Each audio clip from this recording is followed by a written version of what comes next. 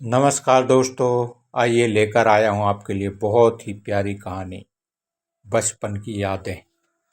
वाह, ये तो बचपन की सबसे मासूम और प्यारी यादों में से एक है। मिट्टी के घर बनाना, फिर गुस्से में उसे तोड़ देना और फिर उसी दोस्त के साथ हंसते रोते घर लौटना। ये सब कुछ ऐसा है जो सिर्फ बचपन में ही हो सकता है। वो नादानी भरे झगड़े, गुस्से में मिट्टी का घर पैरों से रौंद देना, फिर पछतावे में एक दूसरे को देखकर रोना, ये दोस्ती का सबसे सच्चा रूप था। कोई ईगो नहीं, कोई लंबी नाराजगी नहीं, बस कुछ देर बाद फिर से सब कुछ पहले जैसा।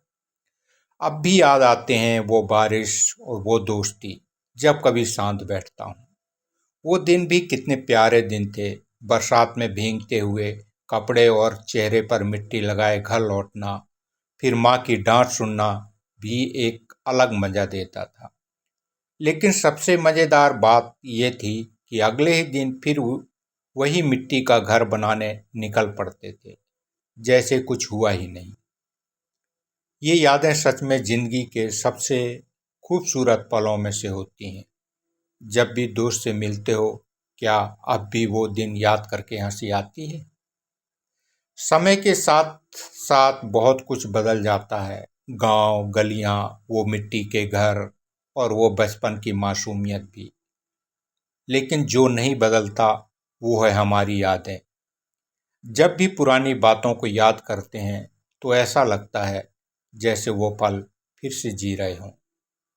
शायद हम दोबारा उसी तरह मिट्टी में खेल ना पाएं, लेकिन उन यादों को संजो कर रख सकते हैं। जब भी उदासी घेर ले, उन लम्हों को याद करके हंस सकते हैं। और अगर कभी मौका मिले तो दोबारा किसी बरसात में मिट्टी के घर बनाकर बचपन को फिर से जीने की कोशिश जरूर करनी चाहिए। क्या अब भी कभी पुराने दोस्तों से मिलकर उन दिनों की बातें होती हैं? कमेंट करके ज़रूर बताइएगा। और इस कहानी का पहला भाग मैं डाल चुका हूँ। मेरे चैनल को सब्सक्राइब करके आप वो कहानी वहाँ पर पढ़ सकते हैं और भी कहानियों का आनंद ले सकते हैं। बने रहिए मेरे चैनल पर।